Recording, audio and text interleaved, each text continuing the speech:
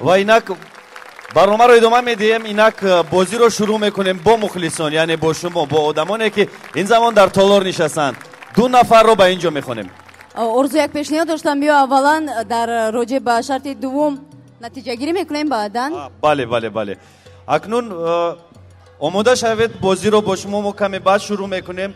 حالا راجع به بخشی که گذشت سخن رو با نماینده کانتنت پرووایدر زیروان با اعظم جان میدیم. مرحمت اعظم، نتیجه آوازدهی در بخش دوم یعنی تقلید.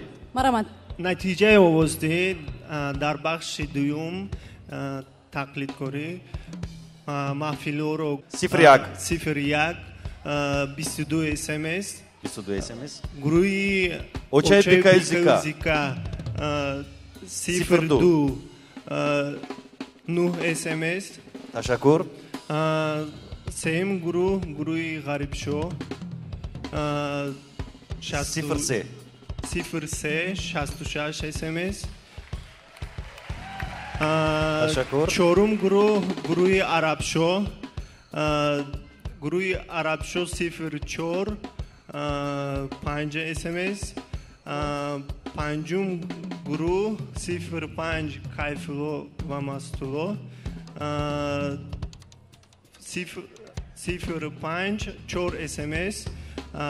و ششم گروه شکرخند 06 14 SMS. و آخرین گروه این گروهی خندین کمال 07 55 SMS رو در بر میگیرد. تشکر اعظم جان. و ما اکنون بازی رو با مخلصان شروع میکنیم. یعنی شما رو توفه ها انتظارند. یک توفه این چند کشک است؟ بله، یک توفه چند کشک است. توفه دیگر تفدان. ارزو پیشنهاد داشتم که 4-5 نفر برایند، از بین آنها 2 نفرش رو انتخاب میکنیم، بهترین لطیفه رو و این توفه ها رو میسپاریم. دقیقاً میتونی حرف بزنی 4 یا 5 نوی یا 4 یا 5. زنها هیچ وقت دقیقاً گپ زدن نمیتونن. 5 نفر بگذار روی صحنه. 5 نفر رو دعوت میکنیم برای بهترین لطیفه توسط قرصک زنی. ما توفه میدیم. مثلا یک نفر هست الکای. مرحمت بیاد 5 نفر رو دعوت میکنیم. 5 نفر برای بهترین لطیفه. 5 نفر. مرحمت بیاد 5 نفر بهترین لطیفه. بله. انکدوت بهترین رو چطور معین میکنیم؟ توسط قرصک ها. اگر برای انکدوت شما قرصک زیاد زدند، توفه نصیب شما میگردد. مرحمت. چند نفر شد؟ 6 نفر شدن. کفایه 6 نفر کفایه.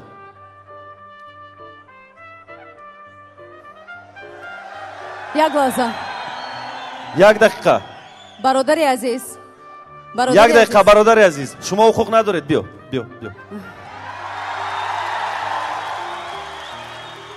تشکر برادر عزیز. مخلصان خواهش کردن که این نفرم اشتراک کنند از این لحاظ. معذرت با کی ندارد معذرت. و اینک شروع میکنیم از کی؟ یک بار خودتون رو معرفی میکنید و سر میکنید. مرحمت، از شما شروع میکنیم.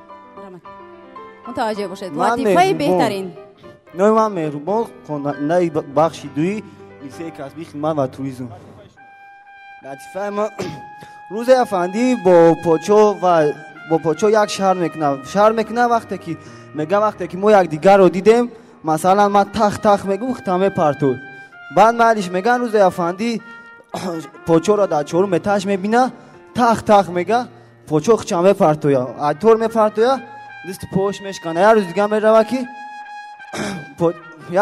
پاچو دست پشت بستگه بچگاس رفته سه میبینه که افندی در طور کرانه میگه افندی تخ میگه شک تیرت گذاشت. سلام باشه. کپکو بیای شما.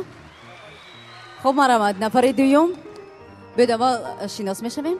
نام مراد حسین. خب حسین جان مرحمت. لطیفه شما.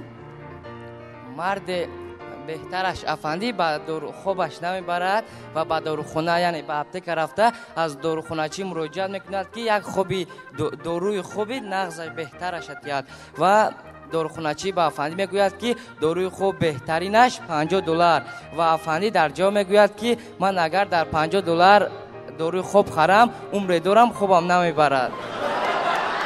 سلامت باشید. تشکر برادر مرحمت. عزیز. خب مروت نوبت به شما. نام من شما؟ مولایف خورشید، دانشجوی کورس یکی دانشگاه ملی فاکولته میخمت. شاه جنگل فرمان میدهد که با من زنی بهترین را گیرد بیارید. بعد رفته روباه رو میارم. شاه میگوید که این چیست؟ حجم این معده است. بعد میروند میمون رو فتح میپسونند و پیش شاه شیر میارند. شیر از میمون ناز میکدد، رد میکند. میمون گشته میگوید که چی ناز میکنه؟ ولی فت لو ما سرخ میکنم، خرابالو میبرم، لبای شفیاری 17 میگیرم. تشکر. مرحمت. مرحمت. نویمان مظفر افندی روزی داوی ملی میدود نوگو چشمش با یک دختر میافتد و در یک چخری میزند. چند بار زور میزند که برآمده نمیتواند و یک کرد میگوید که امی کرد که نتوانستم میرم خونه. کم کبیه شما؟ من عوض کریمو، ژورنالیست تلویزیون، یک معلمی دانشکده ملی. سهر میخیزد زنش میگوید که خیلی من کار میرم، امروز بچه ها امتحان دارن، اگزمین دارن، خیلی دیر میبیام. بعد میاد خیلی کار میکنه تو بگره سرش درد میکنه دیگه، خیلی اوجه ساعت 11 شیسته نمیشه، میگه نه میزنم میرم خونه میاد 11 شب ساعت سویت کشتگه در خونهش میدرزش میگه سویت گیرو نکن بردک جون، سویت بو گیرو نکنی من سرم در کسی من میمرم. لباسش هم خمیر رو میگه مردک جون برام ده دورو بیار که من میمرم. برا بگه که مردک جون سویت گیرو نکنی که بو من میمرم.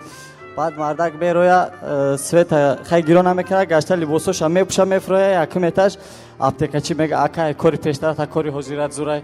بعد حیران میشه میگه اکا ما همو کار دایم اخی. نه میگه همو کاری پیشتر کاری حضورت زوره اخی. اکا میگه نه همو کار دایم. بعد خیلی نگاه میکنه که لباسای واینی پادپالکونیک پوشیده، او پیزانش پادپالکونیک وادا گیبده. مرحمت. نوبتی که شما بیا. سلام علیکم. نام من مصطفی. روز دو مرد همراه می شود، یکیش با هیزو می رود. وقتی که با هیزو می رود ایوس آمدند خرش در درون بطلاق می زند که گوشایش می ماند. امرایش می گوید که چی گپ؟ می گوید که دینا تخمی خر پاش دبدم نه گوشاش برو مگه. آفرین. آسان. اکنون аллакай ғолиб маълум шуд ба фикрам, зеро барои мустафо бештари اکنون دوستانی عزیز دلافروز متوجه میشویم یکم قرصک برای انعامین اشتراکچی. تشکر. مرحمت. با جای خود گذارید. марҳамат. ду нафарро бояд интихоб кунем. 1 2 3 قرصک. مرحمت. با جای خود. ба фикрам қарсаки хуб буд не 1 2 3. مرحمت. با جای خود.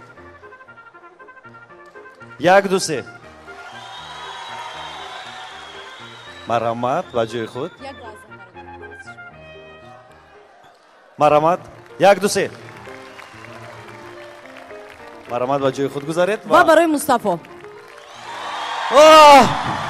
بیا اینجا بیا. برای شما با جای خود گذارید. مصطفی و عوض یعنی مصطفی و عوض غالب آمدند. چنکشک برای مصطفی و تفدان برای عوض تقدیم می‌گردد. این توفه ها رو در آخر برنامه با آنها میسپاریم. شما هیچ کجا نروید تا آخر کنسرت همینجا باشید. توفه ها رو حتما میگیرید. مرحبا. تشکر. سلامت باشید. تشکر.